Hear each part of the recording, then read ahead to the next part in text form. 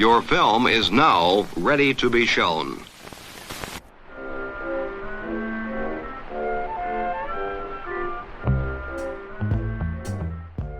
Good morning. I'm Justin Hendricks, editor of Tech Policy Press. We publish news, analysis, and perspectives on issues at the intersection of tech and democracy. At Tech Policy Press, we've monitored the massive influx of money into the United States Department of Homeland Security to support the Trump administration's brutal and increasingly lawless immigration crackdown. But building the country's domestic surveillance infrastructure has been a multi-decade project of both parties. Last month saw the publication of a report commissioned by Mahinte, Just Futures Law, and the Surveillance Resistance Lab titled The Tech Behind ICE, Oligarchs, Immigration Enforcement, and the Threat to Democracy. Tech Policy Press contributing editor Dean Jackson spoke to two of the report's authors about what billions in tech investment is buying DHS and its component agencies, and what is necessary to reverse the authoritarian trajectory the country is on. Here's Dean. I'm Dean Jackson, a contributing editor at Tech Policy Press, and I'm joined today by Mizue Ezeki from the Surveillance Resistance Lab and Paramita Shah at Just Futures Law. They're the authors of a new report, The Tech Behind ICE, Oligarchs, Immigration, and the Threat to Democracy. Mizue is a social justice organizer and photographer based in New York who has worked on issues of exterior and interior immigration enforcement in Los Angeles, Arizona, and New York for the past 15 years. Her photographs have appeared in many publications, and her projects have included migrant deaths along the U.S.-Mexico border, impacts of U.S. deportation policies, and migrant worker organizing in L.A. and New York. Paramita is the founding executive director of Just Futures Law and has worked at the intersection of racial justice and immigrant justice for over 2 decades. She's a racial and immigrant justice lawyer who works alongside community-based movements to end mass deportation, criminalization, and surveillance. Thank you both so much for being here. Thank you for having us. Thank you. I wanted to start by asking if you could describe the technologies that ICE is using and developing with its newly expanded budget, the tens of millions of dollars that the agency received last year from Congress. Are these technologies dangerous because of the current authoritarian context, or are they fundamentally incompatible with civil and political rights in some way? Did the threat start with the tech, or is it the combination of tech and this time that alarms you? It's a good question. I mean, let's talk about that budget, I think, to give a sense of scale to the problem that we're facing. So when the government founded the Department of Homeland Security in 2002, ICE and CBP had a budget of $9.3 billion. Now it's grown to $170 billion. That's almost a 2,000% increase. Technology has always been core to DHS's mission. They've always wanted to locate, identify, target people for deportation.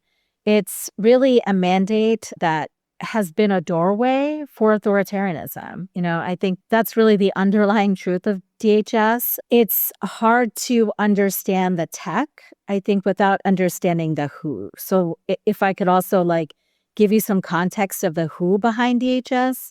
DHS is a Homeland Security agency. It is the second largest federal agency in the United States. It has over 270,000 people, with more agents authorized to carry guns and make arrests than the FBI and the Secret Service combined. It has no meaningful civil rights agencies. It sits on the largest biometric repository in the United States. And it is force combining, right?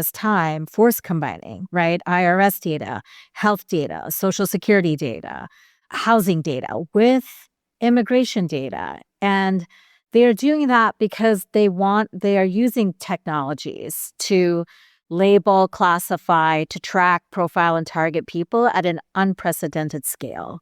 And because their goal is, and I think this administration has made it clear, they want to deport 1 million people per year. So what are the technologies that allow them to do it at scale are the technologies that they're investing in. But they've been investing in them for a long time. And I wish my colleague, Jacinta Gonzalez, who's also an author on the report, was here. She has an amazing way of describing kind of the flow of the technologies, which is she starts from, the data brokers, right? The people who collect the data, companies like LexisNexis and Thomson Reuters, and actually Equifax, credit companies that take our everyday data from using our phones and our water bills, right? And then they share them with ICE. Followed to data analytics companies, huge ones like Palantir, to small ones. that kind of like analyze the data, crunch the data, and basically create target lists over the vast amounts of data that they now have access to. It then kind of moves into a bunch of kind of spying and hacking technologies. Some new ones that might be of interest are like the ones that are hacking into our phones and also hacking to our computers made by companies like Cellebrite, or companies like Graykey that are part of Paragon Solutions. They scrape the internet, social media profiling, facial recognition. They're now going into bounty hunters.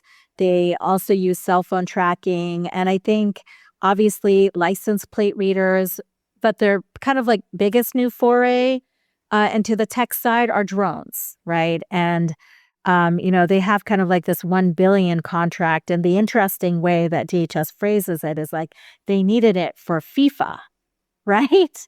But really what they're using it for is to track and profile immigrants. They're not going to return the drones to Amazon after. Yeah, I guess they could, right? I mean, that is how acting director, right? Lyons last year, he said that he wanted the deportation system to run like Amazon Prime. And so I think, your reference to Amazon is completely on point. That's just where I would go to buy a drone. But yeah, it was a chilling statement. I remember when he said that. It sounds like, though, that it's not one type of data or one new type of technology, like, for example, facial recognition cameras, that's driving the threat. It's the preponderance of all of these new capabilities. Would you say that that's fair? Yeah, I think all these technologies, and we have a list of them in the report along with a smaller fact sheet, but kind of goes through this list. It's absolutely designed to work together, collect information together to create a dossier of information, of sensitive personal information to locate people at a very like micro level, right? So I think DHS is interested in building a large arsenal of technology for the purpose of tracking people. And we know that it's not just going to be on immigrants. We already know that these systems are designed to monitor the population at large. They expand the government's ability to surveil political activity, dissent, and protest movements in everyday life. And one of the most chilling aspects of this kind of like new foray into these technologies is that DHS has partnered with DOJ, in a way that DOJ has turned into DHS's lawyer, right? It is their law firm. And when the biggest law firm in the country becomes DHS's law firm, right? They've obviously accelerated policing powers. They've dismantled core due process protections. And they're working with ICE right now, working with DHS to identify political targets. That's why we see so many prosecutions like in Prairie Land and all around the country. Could you say a little bit more about Prairie Land? Because we often talk about the threat to civil rights from surveillance as something in the future, right? The government could do this. And yet you've just laid out the way all this technology allows tracking of domestic dissenters. And in Prairie Land, we seem to have possibly an instance where the government has used that technology against citizens. Could you just explain a little bit more for the audience what happened in Prairie Land? Yeah, in that case, a number of activists, went to a detention center in Texas, and they essentially there was what DHS is characterizing an attack on the facility, an attack on agents. And it's not that didn't occur. It was the way in which the prosecution was handled. They swept in people who were peripheral to that event, people who had been distributing signs, people who had been around there but hadn't participated directly in the attack. They labeled them all with this broad brush as domestic terrorists, as Antifa terrorists. And as a result, they got these really disproportionate, very scary sentences, across the board. And I think what was most chilling about that case was the way in which the government has chosen to see that case as a success for other test cases that they want to bring around domestic terrorism, which I think Mizue and I can go into that later on. But like the way in which DHS and DOJ have partnered to label more and more people as anti-American, anti-capitalist, having extreme views around immigration to justify prosecutions, investigations, not only of immigrants, but of people who are lawfully observing them, people who are engaged in direct action. It's come to a point where even the prosecutions in Minnesota are really, you could see, are going to be the other test case for DHS. Like, will they win these charges against the 14 protesters in Minnesota that had been activated on the deaths of, multiple people, including, Nicole Good and Alex Preddy. And at this time when we're talking about, deaths right now of Lorenzo Salgado Araujo and Juan Sebastian Guerrero, like those just happened this past week. DHS has been, reticent about even halting what they are doing. The first thing that they do is they claim that these individuals weaponized their cars, that they were threats to DHS agents. And, the ironic thing is that they were using technology from the very beginning to target people who had never been on their investigative list to begin with.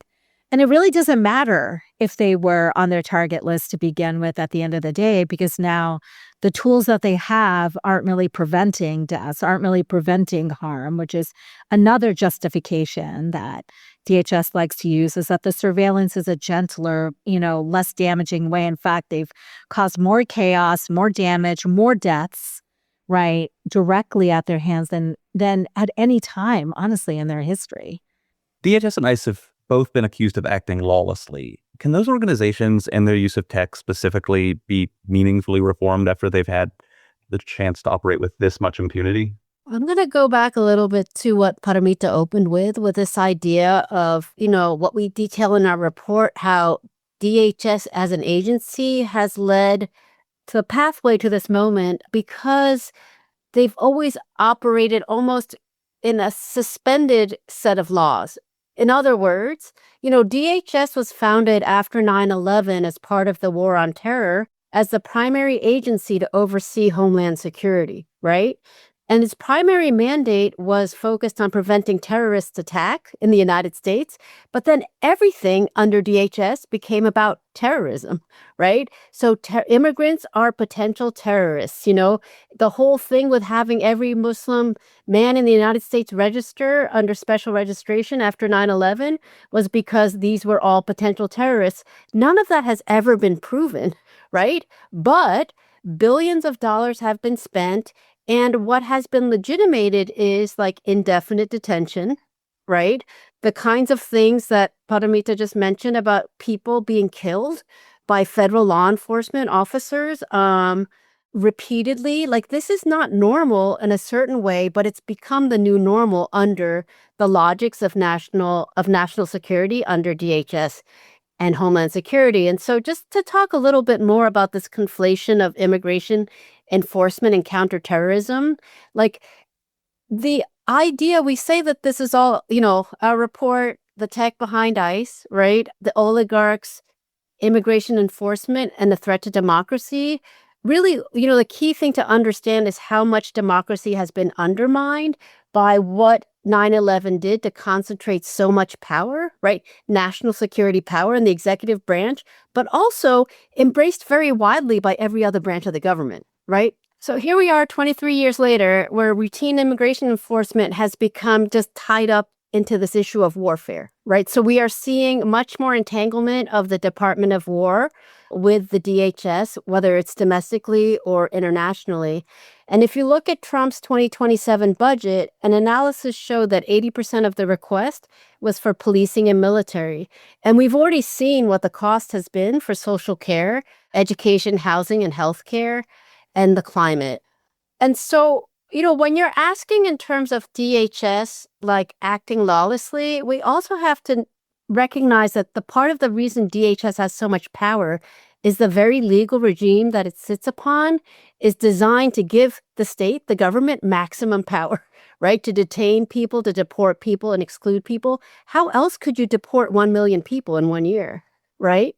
And so now that coupled with the resources for like the largest policing apparatus in the world, and then all this technology, right? And an entire economy, then that gets organized around creating more and more invasive and powerful technology tools to grow this surveillance and security state. Like this is what we're confronting right now.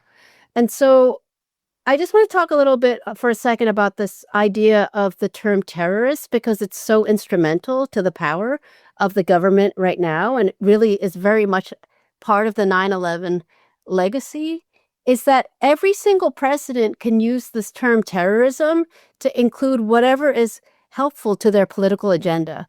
So Elizabeth Beavers just wrote this really great report called Terrorizing Migrants, where she details how much power has been given to the executive branch to basically deem any group that engages, like any group is a terrorist group, whether or not they engage in any political violence, or even if it's a group at all, which is a perfectly goes in with what you were saying about Prairieland, right?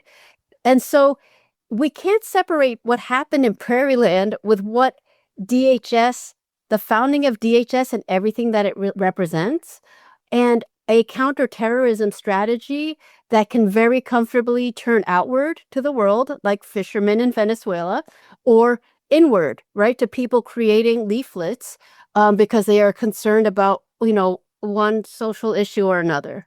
I mean, coming back to your original question, do we feel safer now? Like, do we feel safer in this tech-fueled surveillance state with very little healthcare, with no CDC monitoring pathogens that are giving people tremendously bad diarrhea? Like, I don't, right?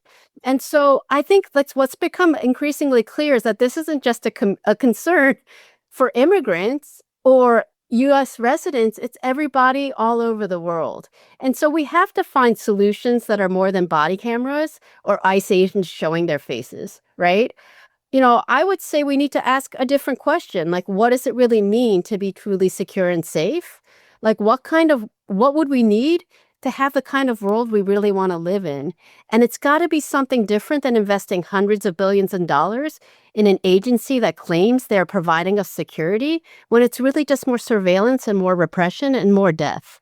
I think that you're exactly right, that there's a stretching of the imagination that needs to occur, not only when it comes to reforming federal agencies, but how we think about safety in our society.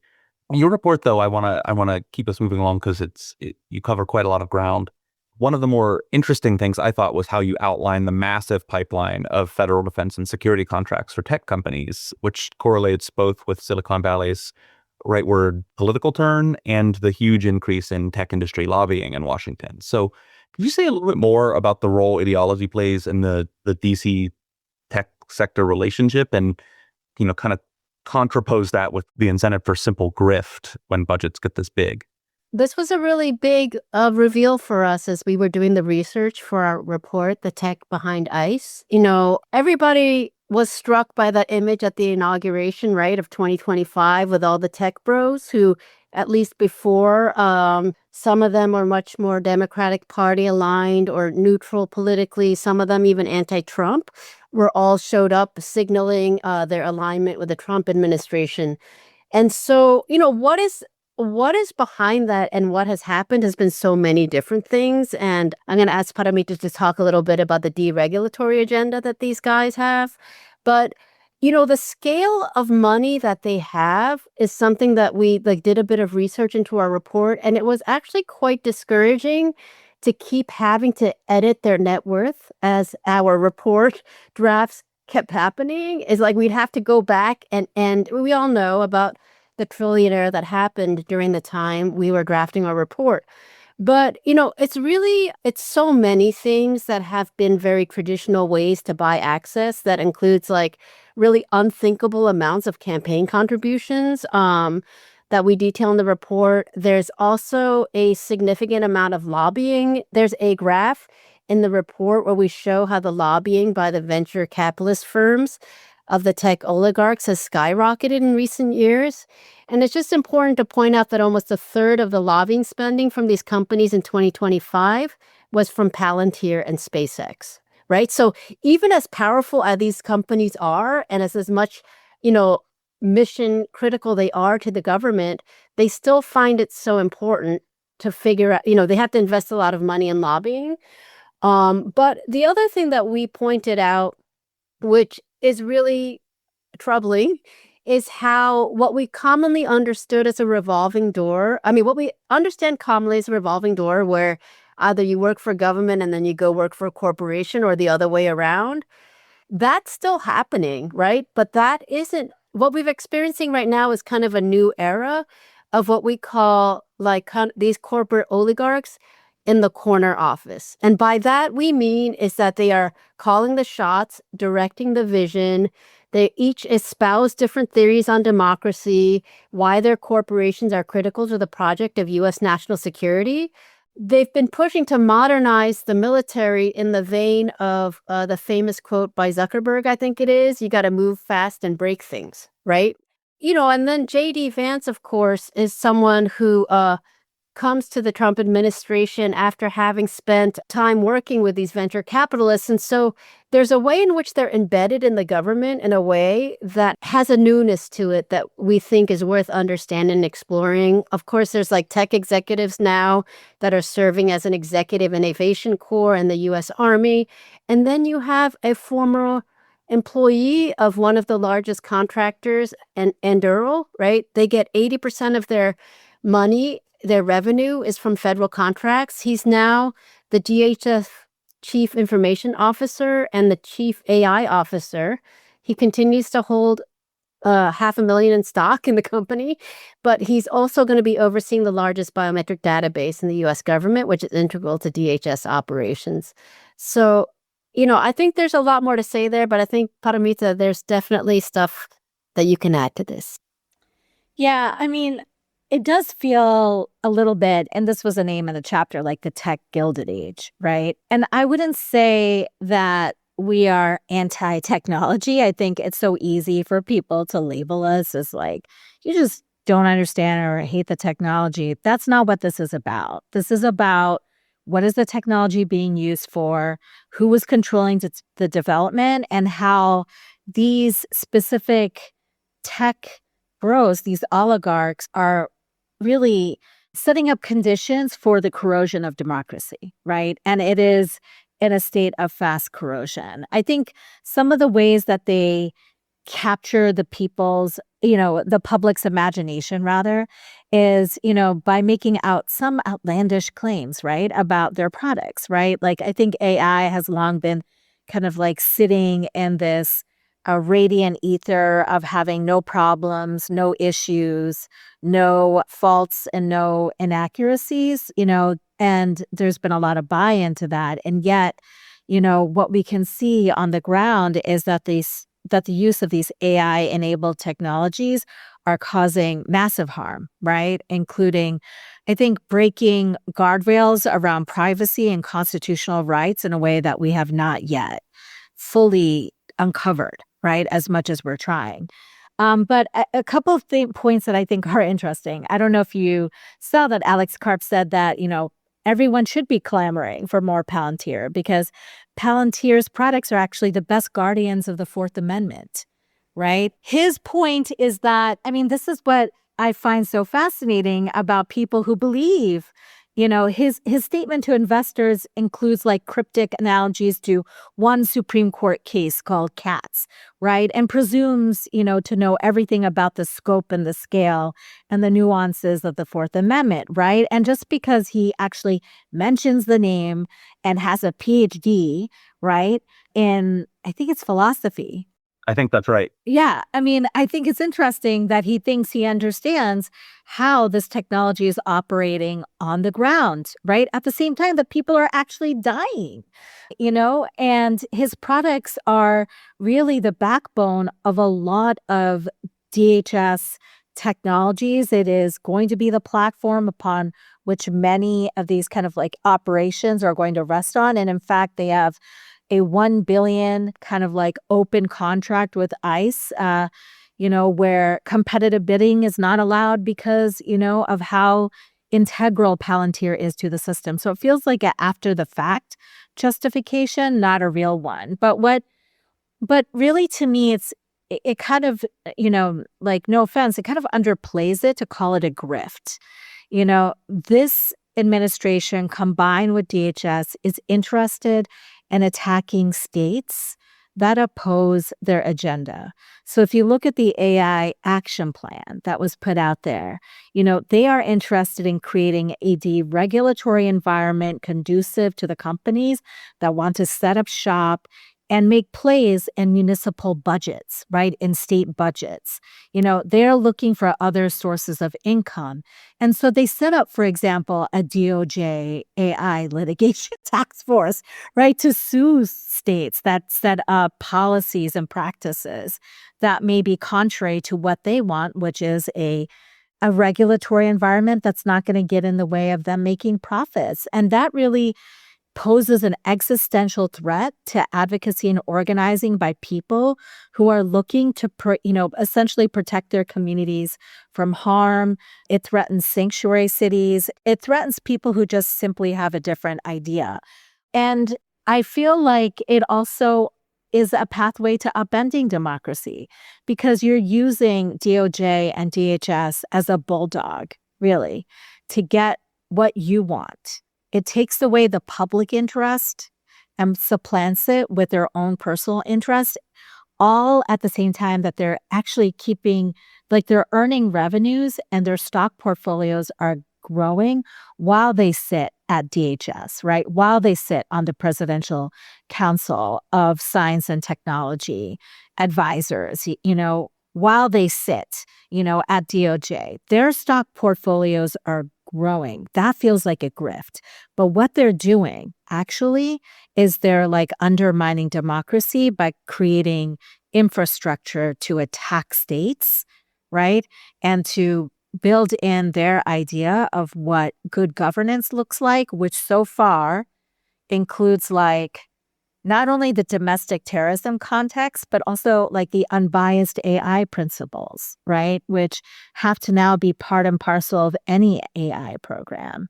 And that really, if you read kind of what the unbiased AI principles say about DEI, it should really like make your heart thump. It really says the most ugly things about systemic race discrimination, about people who are transgender, about people who fight for reproductive rights, people who are anti-capitalists, people who they say have extreme views on immigration or on anything that, the Trump administration does not like.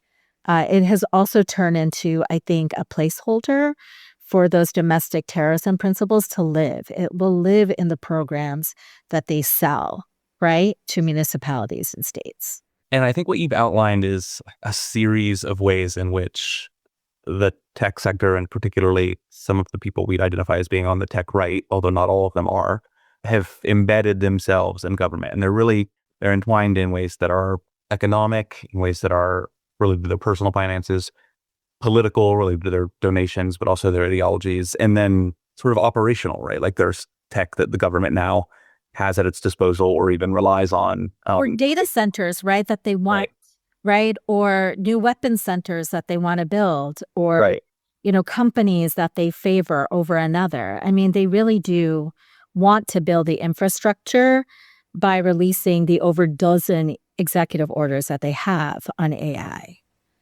So my question really is like some of these things, if there's a chance in power in 2028, seem like they might end, right, or untangle. It's hard to imagine the relationship between DC and Silicon Valley going like back to what it was during the Obama administration, for example. So there will be some frostiness, but others seem like quite able to continue, right?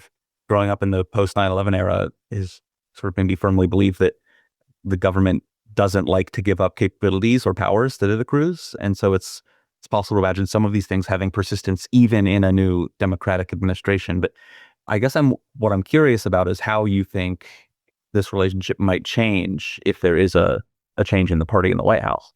Yeah, I think I'm putting an asterisk beside the if there is a change, who knows? I think there's enough turbulence in our government. It's not clear to me that even if we won the election, whether we'd be able to, take the government with us. I really hope that Democrats have learned the lesson of what it means to have grown an agency that has, become the front agency for authoritarian actions in just 25 years. That agency has become the second most powerful agency in the United States in just 25 years. And I feel like while we are talking about some of what I hope the new Congress hopefully would do if we got what we wanted, I hope that they reckon with that, right? I hope that we're not going to see on the edges reforms around turning DHS into a better police department, right? I think a better police department would not necessarily have saved the lives, right, that were lost over the last year. It would not have saved the lives lost in our detention center. I also hope that this incoming administration would leave behind the delusions that they have around AI and its primacy to the U.S. leadership in the world, right? I think we have to ask some serious questions about what it means to be a leader and what it means to make money, right? And who is profiting from that. And I think what Democrats and Republicans have done is that they have not linked what these technologies have done, what they're buying, what they're funding, directly to human behavior, whether it's DHS violence or food safety, right? Or whether it's access to benefits, whether it's going to be about air safety, right? I mean, there's a lot that they're claiming AI can overhaul and run. And what we have seen is that actually we need a lot more people than we realize. I am hopeful to some degree that Democrats will pay attention, but I know the influence of these oligarchs is very strong. And unwinding their influence in our government, in externally as well as internally, is going to be very difficult. And I think about the lasting impact of DOGE in the government, not only in the way that they have fired over 200,000 people in our federal government, I think close to 300,000 now, but how so much of that expertise that, had made us kind of leaders, at least in somewhat in health research, and medical research has now been lost. And so I wonder what it will take for Democrats to invest in the general public. That's what I'm hoping for. In the meantime, I think there are things that they can do now. They need to pay attention. They can't ignore what the technology is doing. They really do need to bring in tech oligarchs into Congress, and they need to interrogate them. They need to understand what is behind their programs and what is in the black box algorithm to understand whether it's actually benefiting the U.S. people, whether it's turning a buck, right? I do think they need to protect states who have their own policies, right? And I think they need to protect states that have sanctuary city policies. They can't be in the business of attacking states and railroading states into a particular ideology. And I hope that they will continue their protection of vulnerable minority communities across the country. This way, I know there's so many things I'd missed. Do you want to add more? I think I'll just go back to the thing that I raised earlier about really thinking about what safety and security mean. 9/11 was a crisis, and the solution to that crisis was war, right? Indefinite detention, more and more detention, and the growing of an agency that has, I think become just superpowered, not just in terms of supercharged, not just in terms of its size, but how much it's animated all sorts of thinking about what's even possible. And, when Paramita was speaking, I was thinking about this idea of how we've been living in this suspended state of emergency since, right, 9/11. Yeah. And so what happens under a state of emergency is like rights get suspended, priorities are put towards like, maybe some kind of more policing or militarization and detention. That threat never goes away for them, right? And so like, and to your question, what has to happen, whether it's 2028 or now, is like the threat is in front of us already, but the threat isn't outside of DHS. The threat is DHS, right? So what are we going to do about it? And I think that there has to be, some real soul searching about how is it that we've gotten to this point, and how is it that we're going to start really reinvesting back in our communities, back in healthcare systems, back in tracking of foodborne pathogens, right?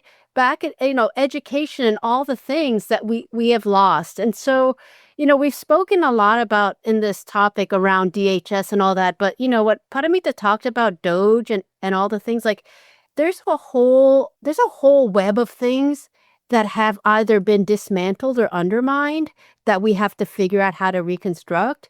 But there's also is a hunger still for people in this country to want something better than what we have now.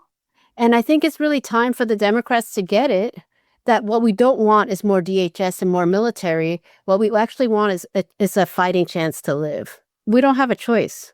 The last thing that we can talk about is like, if they really want to talk about tech, because we have our feet both in the tech world and the DHS world, it's like they could actually talk about different ideas of privacy or data governance. Like privacy shields have been such a failure for non-citizens, right? I mean, it's been like also another way in which DHS bulldoze their access to so many other people's data is because the Privacy Act doesn't cover non-citizens, right? Except for legal permanent residents. And so, they have used that really to gain access to all types of infrastructure, and, what they have always wanted is not only the access to people's data, but the key to municipal governments, key to state governments. And so I think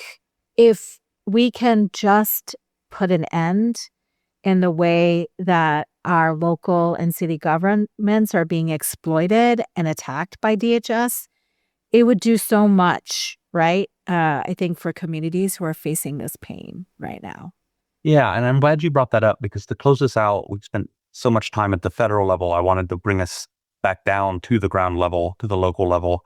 Just by way of example, I'm recording this cloud podcast from Cleveland, Ohio, where there's a really active debate about the future of the city's relationship with Flock. Provides the automated license plate reader cameras to our police department. And of course, that data is accessible by federal agencies, including ICE.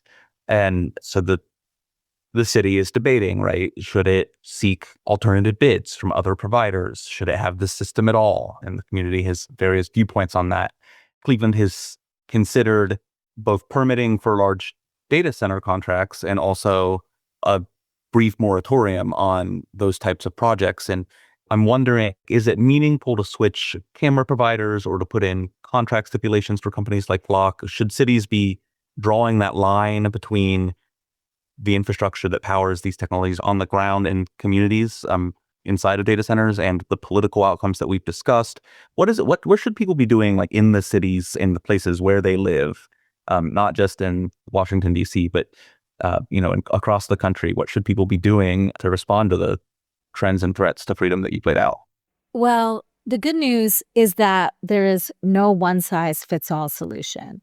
And so there's actually so many ways that you can build in protections for your residents. It can be through a contract cancellation.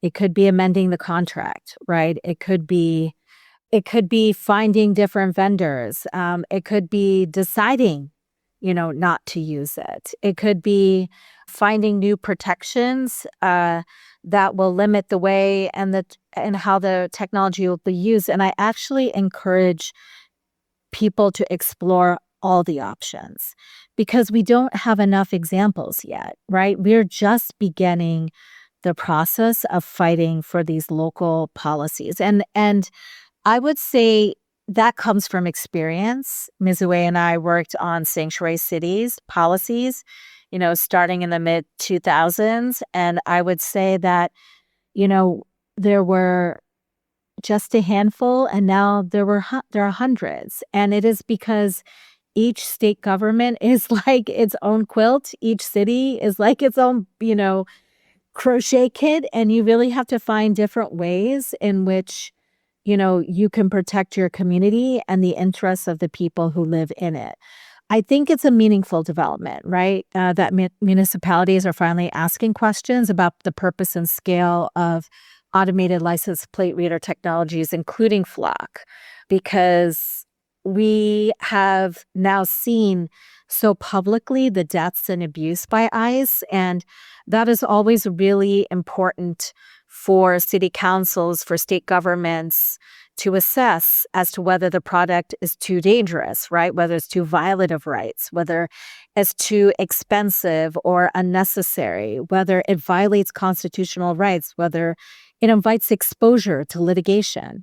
They're going to have views on that. It is just really important at this time to get clear about what it's doing, because that is actually hard work to understand what's in the black box, because that's actually also really hard to get from these companies, and to see what parts of the budget they are targeting. Because honestly, you don't know if it's the police department or whether it's a city council member who's just friendly with the company, right? There's so many ways that they can bring in these products. I think, you asked about Flock. I remember a few years ago when Flock cameras and their competitors were in that competition to get on the municipal budgets around the country.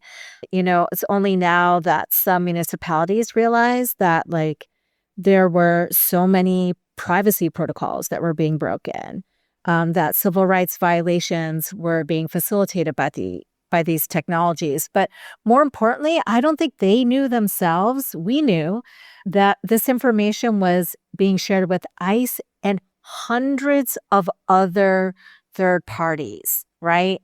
And that means the data that it's collecting, beyond just your license plate, but your location, potentially facial scan information, is going to places you had no idea it was going to.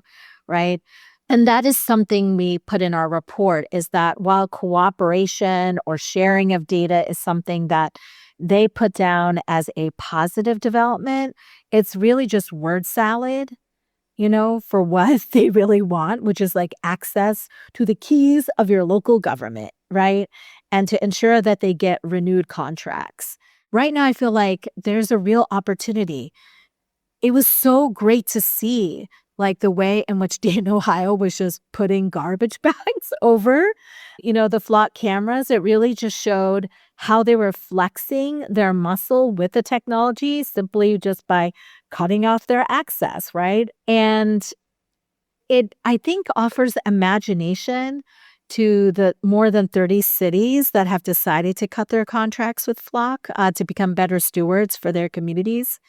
But I do think right now it's more important than ever. And I'm really glad it's happening in places like Ohio, that it's happening in some places like Texas. It's happening in red states, right? It's got to happen not only in blue states, it's got to happen in red states. And it's important because I think when people start discovering what they're collecting, beyond your name and your license plate, that they have access to everything from where your kids are going to school, to your mortgage, to your water bill, right? To where you have been, in your locality. I think it will make all the difference in how we start regulating, these technologies. I just want to say really quickly, part of the reason why the local is so important is because where we can fight, obviously, right? These are our homes. And I think kind of back to what we are trying to tease out a little bit here is it's really about democracy and how is it that we can have a say in defining the things that are most important to us. But I'll also just say on the point of ICE, Paramita knows this is like my favorite thing to always bring up. But ICE knows that it can only be as successful as they want to be by having force multipliers, right? And it's always been very much central to their agenda to have police departments, what's the word, like collaborating with them to the maximum amount possible, right? So whether that's in 287G agreements where police agencies sign an MOU where they can become authorized to become immigration agents, to the automatic fingerprint sharing that happens every time everyone is booked. All of this stuff is stuff that ICE did by design, and we fought every single part of it.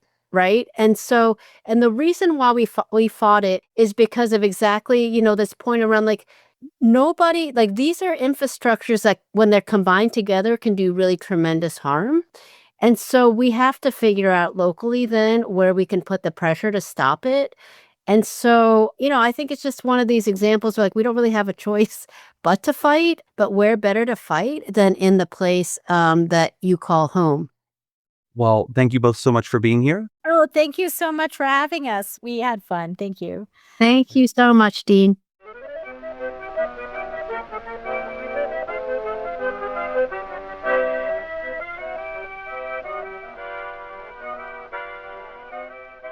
That's it for this episode. I hope you'll send your feedback. You can write to me at justin@techpolicy.press. Thanks to Dean Jackson. Thanks to my co-founder, Brian Jones. And thank you for listening.